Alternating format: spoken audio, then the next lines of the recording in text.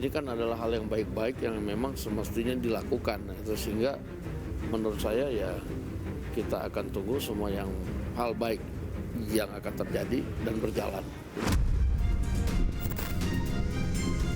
Sangat bagus.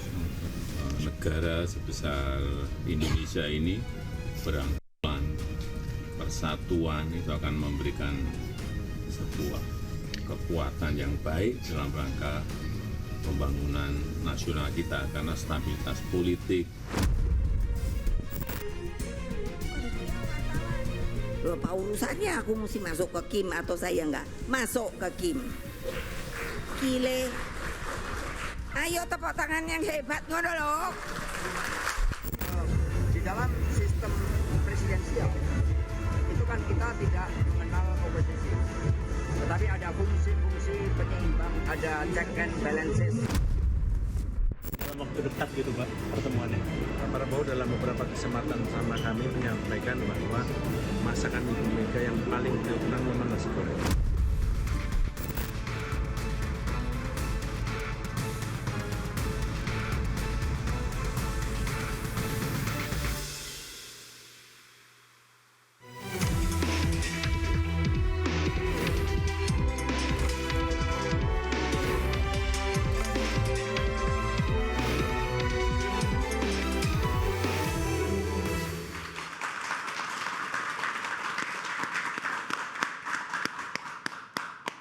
Pemirsa, wacana pertemuan Presiden Prabowo Subianto dengan Ketua Umum PDI Perjuangan Megawati Soekarno Putri ini kembali mencuat. Dan pemicunya adalah video viral bincang santai antara Megawati dan Puan Maharani saat perayaan Hari Ulang Tahun PDI Perjuangan ke-52. Berbeda arah politik di pemilu 2024, mungkinkah Prabowo dan Megawati bertemu dan jika terjadi, apa dampaknya bagi perpolitikan Indonesia? Bersama saya Anisha Dasuki. Dan saya Aryo Ardi, pemirsa inilah interupsi menanti jamuan nasi goreng Prabowo dan Mega. Untuk membahasnya apakah nasi goreng, apakah tempe mendoan? Atau capcay lagi. Atau capcay, atau menu lainnya sudah ada bersama kami. Di sebelah kanan saya ada Aryo Seno Jubir dari PDI Perjuangan. Selamat malam Mas Seno. Malam, terima kasih Pak. Dan di sebelahnya ada Emrus Sihombing, pengamat politik. Selamat malam. Dan di sebelah kiri saya ada Bang Hendar Samarantoko, Ketua Umum Lingkar Nusantara. Selamat malam Bang Hendar. Selamat malam. Dan Bang Ade Amando, politisi dari PSI. Selamat malam Bang Ade. Malam. Dan mahasiswa-mahasiswi dari Universitas Bakri, Jakarta. Selamat datang. Baik, sebelum kita bertanya apa menunya, nasi goreng, capcay, atau tempe mendoan, saya tanya dulu ke Mas Seno, jadi kapan? Langsung pertanyaannya teknis ya, kapan? Tetapi memang kalau kita melihat dinamika wacana ini kan bukan wacana yang baru sebetulnya, Mbak. Dari dulu setelah Pilpres juga sudah cukup banyak pewacanaan tentang pertemuan Pak Prabowo dan Bu Mega ini. Sebelum Pilpres. Muncul, bahkan sebelum Pilpres ya. Artinya ini bukan sesuatu yang baru dan memang kalau melihat milestone sejarah panjang Pak Prabowo dan Bu Mega, kita bisa melihat hubungannya memang sangat baik. Lalu jadi kendala apa Mas? Oh enggak ada kendala yang berarti. Jadi akan bertemu minggu ini? Pasti akan terjadi. Saya bisa pastikan bahwa pertemuan itu nanti pasti akan terjadi. Tetapi teknisnya kapan ini yang sedang kita sesuaikan. Bulan ini. Tetapi yang pasti tapi yang pasti satu gitu ya. Kalau selama ini meskipun belum ada pertemuan secara langsung antara beliau berdua, tetapi komunikasi multi layer terus terjadi. Di PDI Perjuangan sendiri kami punya kader-kader terbaik yang menjadi utusan komunikator. Misalnya dalam berkali-kali kesempatan terbuka ada Mas Ahmad Basarah, ada Pak Pramono Anung, ada Pak Oli Dondo Kambe, termasuk Ketua DPR RI Mbak Puan Maharani yang dalam tugasnya sebagai Ketua DPR harus terus intens komunikasi dengan eksekutif termasuk Presiden. Oke, saya ke Bang Emrus. Terjadi terus komunikasi. Baik, Bang Emrus, ini PDIP kok masih jual mahal sih? Padahal kan TAP MPRS 33 tahun 67 udah dicabut. Undang-undang MD3 tidak diganggu-gugat, akhirnya Mbak Puan tetap jadi Ketua DPR. Apa yang menjadi latar belakang PDIP kok kayak jual mahal? Baik, saya pikir bukan soal jual mahal atau... Apa karena masih ada keberadaan atau bayang-bayang presiden sebelumnya? Oh, boleh jadi kalau itu ya. Karena bagaimanapun historikalnya kita lihat ada gangguan. Kalau itu dibuat jadi suatu pemikiran, saya kira bisa dibenarkan. Karena pada saat Pilpres kemarin terus terang menabrak konstitusi kan. Gangguan itu persepsi atau fakta Bang Emrus? Fakta. Ketika keputusan Mahkamah Konstitusi gitu ya. Artinya gini, Mahkamah Konstitusi kan memutuskan boleh di bawah 40 tahun gitu kan. Itu dibuat seperti itu. Ya. Padahal peraturan kita tidak boleh seperti itu. Mahkamah Konstitusi memutuskan itu. Oleh karena itu bahwa PDI Perjuangan adalah partai yang konstitusional. Coba kita lihat keputusan Mahkamah Konstitusi, dua yang ditabrak yang mendasar di Republik ini, yaitu ideologi Pancasila, sila kelima dari Pancasila. Keadilan sosial bagi seluruh rakyat Indonesia. Masa hanya kepala daerah yang boleh, presiden saya dengan Adi Armando nggak bisa jadi presiden? Menabrak. Selain itu, yang ditabrak konstitusi, Mahkamah Konstitusi menabrak konstitusi. Yaitu apa? Alinea keempat daripada pembukaan Undang-Undang Dasar 45 dikatakan, maka disusunlah negara kesatuan Republik Indonesia berdasarkan ketuhanan yang Maha Esa, yang terakhir keadilan sosial. Jadi artinya apa? Dua, kalau dengan katakanlah dengan Jokowi saya kira ini bisa bermasalah gitu ya. Karena satu inkonstitusional, karena Pak Jokowi begini mengatakan, ketika ditanya anak bapak mau maju, lalu Pak Jokowi mengatakan begini, saya sebagai orang tua hanya merestui. Padahal fungsi orang tua tidak hanya merestui saja, menegur, memarahi, mengarahkan, melarang. Tidak hanya katakanlah merestui. Ini makna dari sudut komunikasi adalah saya mendukung. Ceritanya sekarang masih ngambek nih. Bukan sebenarnya artinya kalau dengan Jokowi saya pikir iya. Jadi tetapi dengan Prabowo PDIP masih menghitung faktor Jokowi, manfaat dan mudaratnya lebih besar. Bukan menghitung faktor Jokowi. Jokowi sudah masa lalu. Tapi peristiwa itu terjadi gitu ya. Tapi bagaimana dengan Prabowo? Saya kira historikalnya sangat bagus sekali.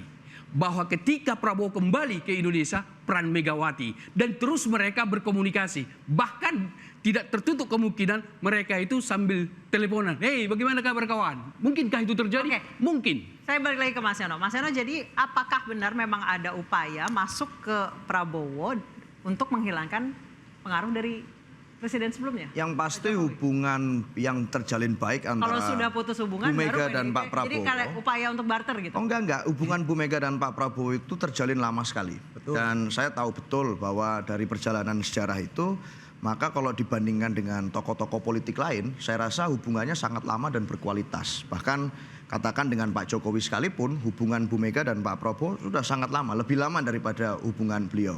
Maka saya rasa dalam konteks ini tidak ada siapapun yang bisa mengganggu hubungan yang diikat secara historis dan ideologis antara kedua tokoh. Jadi pertanyaan berikutnya Mas Seno, apa yang menyebabkan pertemuan tersebut belum juga terrealisasi? Ya masalah teknis saja. Bu Mega kemarin mengatakan, Bu Mega kemarin mengatakan kami pasca pilkada harus menghadapi situasi konsolidasi internal yang luar biasa. Termasuk penetapan tersangka untuk Hasto ya? Banyak sekali ya peristiwa politik hukum yang terjadi, yang mana kami harus menghadapi itu dengan kepala tegak. Dan itu saya rasa membutuhkan investasi energi. Itu Mas.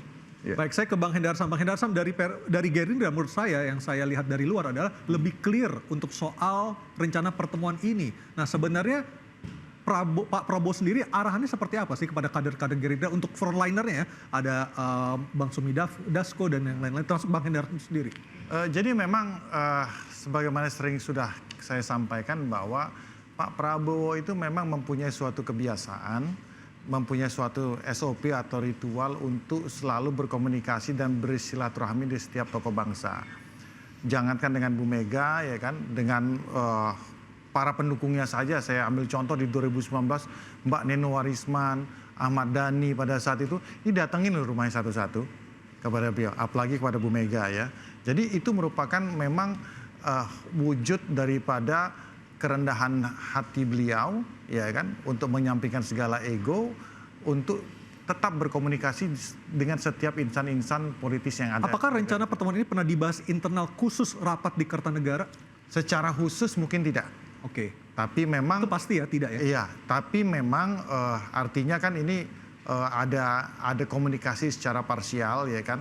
Seperti tadi sudah disampaikan Bang Muzani ya, Sekjen Gerindra sudah diutus untuk ke Pak Prabowo oleh Pak Prabowo untuk ke Bu Mega untuk menyampaikan hal tersebut. Jadi sebenarnya memang hal tersebut khusus untuk di Gerindra memang sudah clear, dan memang selama ini ada pernah omongan bergabung dengan koalisi?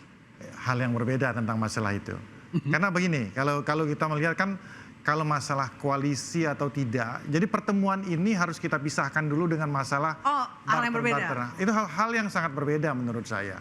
Karena juga di satu sisi memang kita melihat kalau juga tidak ideal kalau semua harus bergabung.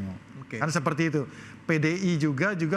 PDIP juga merasa bahwa mungkin sudah hampir bisa dipastikan untuk menegaskan sikapnya untuk tetap berada di luar pemerintahan. Sebagai mitra strategis. Sebagai mitra strategis.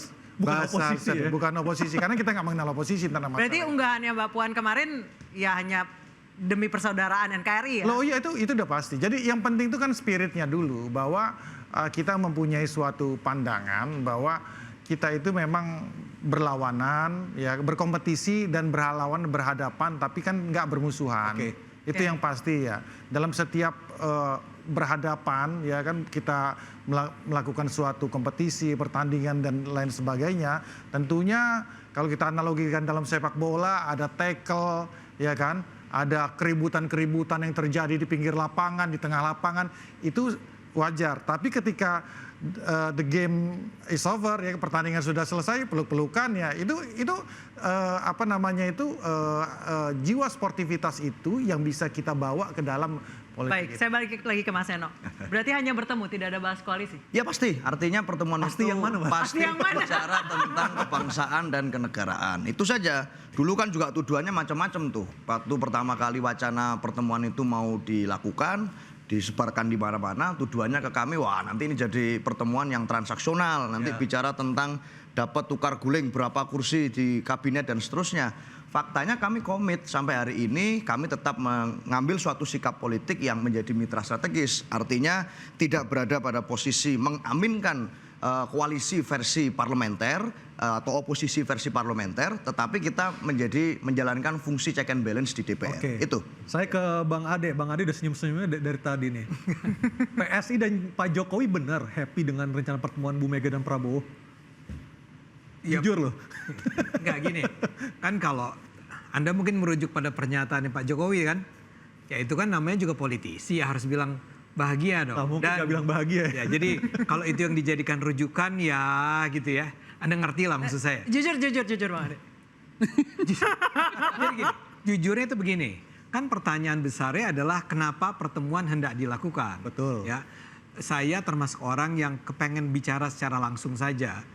Jelas sekali bahwa PDIP memang kepengen ketemu, ya.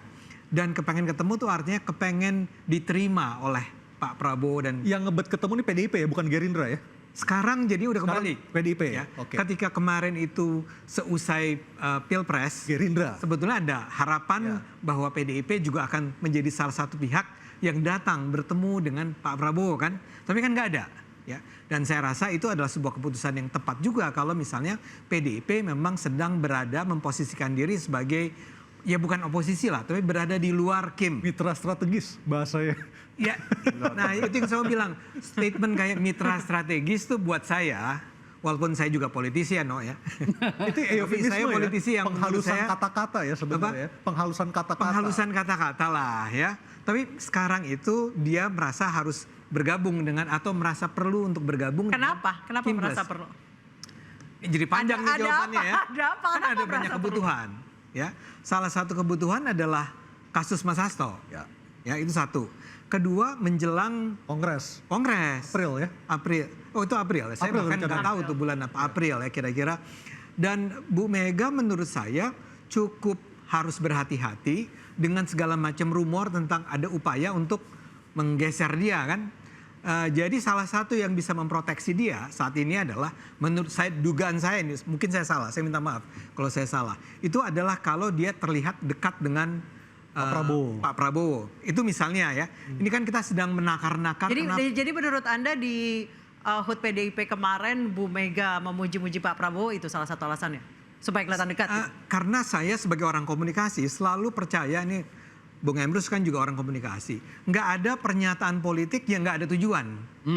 Nggak mungkin ada pernyataan sekedar bahwa nasi goreng lah diulang-ulang lagi ya. Tanpa tujuan hanya karena dia ingin mengenang-enang masa lalu. There must be a point there gitu ya. Ada message-nya nih. Dan saya rasa message-nya ingin bilang ke kubu Kim ya. Kubu Pak Prabowo. Kita sekarang udah nggak lagi berada posisi bersih tegang ya. kami bersedia nih untuk bicara, bertemu, dan melihat kemungkinan-kemungkinan baru dalam hubungan kita ini. Tapi sebelum saya selesaikan, saya ingin sebut satu hal masalahnya. Ada satu masalah, sebetulnya kalau hubungannya hanyalah antara kubunya Pak Prabowo dengan Bu Mega, itu nggak terlalu susah. Tadi persis dikatakan Seno bahwa masa lalunya juga nggak buruk-buruk amat, walaupun ada persoalan batu tulis dan segala macam ya. Tapi sebetulnya hubungannya not really that bad. Tapi bagaimana dengan Pak Jokowi? Baik, kita stop sampai di situ. Waduh. Lalu apa sebenarnya manfaat dari rencana pertemuan Bu Mega dengan Pak Prabowo untuk rakyat? Kita akan kembali. Sparring partner, mitra strategis. Yang pasti bukan oposisi. Yang pasti bukan oposisi. Kita akan interupsi segera kembali.